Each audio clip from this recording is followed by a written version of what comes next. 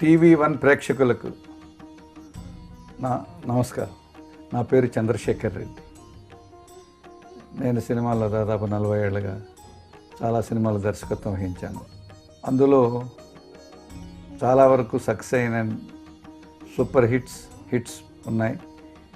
నేను ఇన్ని సినిమాలు డైరెక్ట్ చేసిన నా జీవితంలో మర్చిపోలేనిది, ఎక్కువ పేరు ప్రతిష్టలు తెచ్చిపెట్టిన చిత్రం బడిపంతులు. భారత మాతకు జేజేలు, బంగారు భూమికి జేజేలు. భారత మాతకు జేజేలు, బంగారు భూమికి జేజేలు. ఆ సేతు హిమాచల సస్య శ్యామల జీవధాత్రికి జేజేలు. ఆ సేతు హిమాచల సస్య శ్యామల జీవధాత్రికి జేజేలు. భారత మాతకు జేజేలు, బంగారు భూమికి జేజేలు. ఈ బడిపంతులు చిత్రం ఎలా తెరకెక్కించగలిగాను?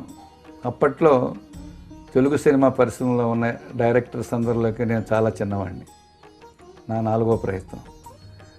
నేను అడగగానే నాకు అన్నగారు, మీ అందరికీ ప్రీతమ నాయకుడు, అంటే నాకు ప్రీతమ నాయకుడే, కీర్తిశేషులు శ్రీ నందమూరి తారక రామారావు గారు, ప్రస్తుతం నాకు ఒక అవకాశం వచ్చిందండి మీతో పిక్చర్ చేసేది, అందులో కొంచెం వృద్ధపాత్ర అయితే ఏమన్నాను. దానికి తోడు ఇట్లా మీ కొడుకులుగా కృష్ణరాజు, రామకృష్ణ వేస్తారు, ఏం పర్వాలేదు బ్రదర్, మన వేషం బాగుంది కదా, మీకు నచ్చిందే అన్నారు. నాకు చాలా బాగా నచ్చిందండి. అది సాధారణంగా అయితే గుమ్మడి గారు, ఎస్వి రంగారావు గారు వేస్తే చెల్లుతుంది, కానీ ఒక హీరో వేస్తేనే పెద్ద హిట్ అవుతుంది అని నన్ను పుట్టన్న గారు కూడా చెప్పారు. అంటే ఓకే అన్నారు. ఆయన సహృదయంతో ఆ వేషం వేయడంతో పాటు ఆయన ఒక డైరెక్టర్గా నేను ఏమనుకున్నాను అవన్నీ నేను చేయగలిగే సాహసం నాకు ఆయన ఇచ్చారు. ఫస్ట్ షాట్ అవగానే ముహూర్తం అయిపోయింది, అందరూ చప్పట్లు కొట్టారు, ఫ్రెండ్స్ వాళ్ళు వీళ్ళు వెళ్ళిపోయారు. ఎలా ఉంది బ్రదర్? బాగానే ఉంది. బాగానే కాదు, చాలా బాగుంది అనుకుంటేనే ఒప్పుకోండి, లేకుంటే వద్దు. ఆయన ఆ మాట అనడం అప్పటికీ ఇప్పటికీ నేను డైరెక్టర్గా అదే ఆయన మాటే పాటిస్తున్నాను. ఒక దర్శకుడికి ఉండాల్సిన లక్షణాలు, నిబద్ధతలు అన్నీ కూడా ఆయనలో ఉన్నాయి. ఆయన గొప్ప ఆర్టిస్టే కాకుండా ఆయన వాట్ నాట్ ఈస్, ఇప్పుడు మనం 24 క్రాఫ్ట్స్ అంటాం మేము, ఈ 24 క్రాఫ్ట్స్లో కూడా నిష్ణాతుడైన ఏకైక వ్యక్తి ఎవరంటే ఎన్టీ రామారావు.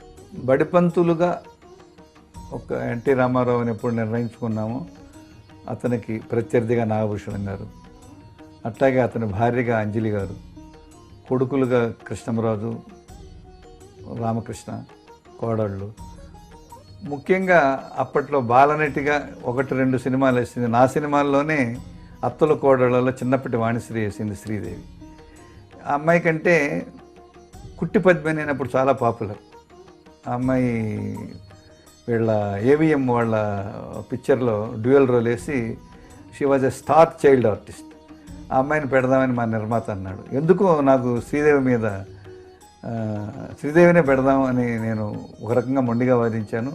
నా వాదనని ఆయన అంగీకరించి ఎస్ అన్నారు.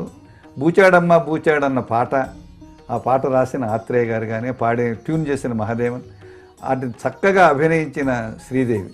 బూచాడమ్మా బూచాడు, బుల్లి పెట్టెలో ఉన్నాడు, కళ్ళకెప్పుడు కనపడడు, కబురులెన్నో చెబుతాడు. బూచాడమ్మా బూచాడు, బుల్లి పెట్టెలో ఉన్నాడు, కళ్ళకెప్పుడు కనపడడు, కబురులెన్నో చెబుతాడు. బూచాడమ్మా బూచాడు, బుల్లి పెట్టెలో ఉన్నాడు. ఆ శ్రీదేవి మాట్లాడుతుంటే వాళ్ళ తాత, నానమ్మ వాళ్ళ గురించి ఆ అమ్మాయి పడ్డ బాధ అవన్నీ ఆడియన్స్లో కళ్ళనీళ్ళు వచ్చేంత గొప్పగా యాక్ట్ చేసింది. నా దగ్గర చైల్డ్ ఆర్టిస్ట్గా యాక్ట్ చేసింది శ్రీదేవి. తిరిగి ఆల్ ఇండియా ఏంటి ప్రపంచవ్యాప్తంగా స్టార్ అయింది. ఆ అమ్మాయి స్టార్ అయిన తర్వాత, హీరోయిన్ అయిన తర్వాత కూడా తిరిగి నేను ఒక 3-4 సినిమాలు డైరెక్ట్ చేశాను. దట్ ఈస్ మై లక్ అని చెప్పొచ్చు. లేక ఆ అమ్మాయి అంటుంది, నేను చైల్డ్ ఆర్టిస్ట్గా ఉండి మళ్ళీ మీ దగ్గర పనిచేయడం నా అదృష్టమైన అమ్మాయి అంటుంది. అలాగే రామారావు గారితో 2వ సినిమా చేసే అదృష్టం కలగలేదు నా జీవితం. ప్రతి ఒక్కరికి, ప్రతి నిర్మాతకి 2-3 సినిమాలు చేశాను.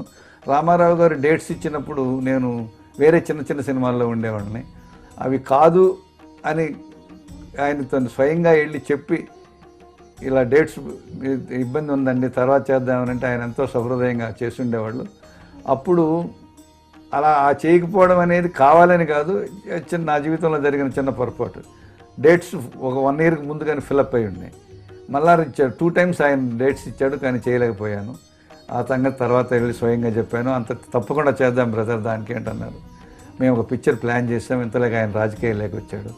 రాజకీయాల్లోకి వచ్చిన తర్వాత కూడా ఒకసారి కలిస్తే తప్పకుండా ఎప్పుడన్నా రాజకీయాల్లో ఉండి బయటకైనా సినిమా చేసే అవకాశం ఉంటే మీతో తప్పకుండా చేస్తాను, కానీ నాకు ఇప్పుడు తీరిక లేదు, ఆ ఇంట్రెస్ట్ కూడా లేదు అంతగాను అని చెప్పారు. ఆయన ఎప్పుడు నా పట్ల, ఆయన ముఖ్యమంత్రిగా ఉన్నప్పుడు నేను డైరెక్టర్ అయితే ఒక పిక్చర్ ప్రారంభోత్సవానికి కూడా ఆ నిర్మాతలతో పాటు నేనే వెళ్ళి పిలిస్తే ఎంతో సంతోషంగా వచ్చి నన్ను, మా యూనిట్ని ఆశీర్వదించి వెళ్ళారు.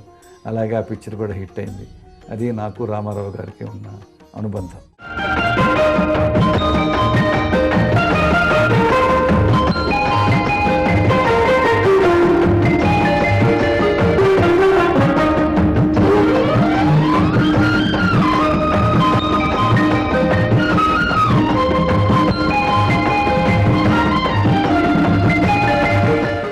ఆదర్శవంతమైన ఉపాధ్యాయుడిగా ఎంతో చక్కగా ఒదిగిపోయి నటించిన ఎన్టీఆర్ బడిపంతులు చిత్రాన్ని ఇంతటితో ముగిస్తూ వచ్చే వారం మరో చిత్రంతో కలుసుకుందాం. సెలవు, నమస్తే.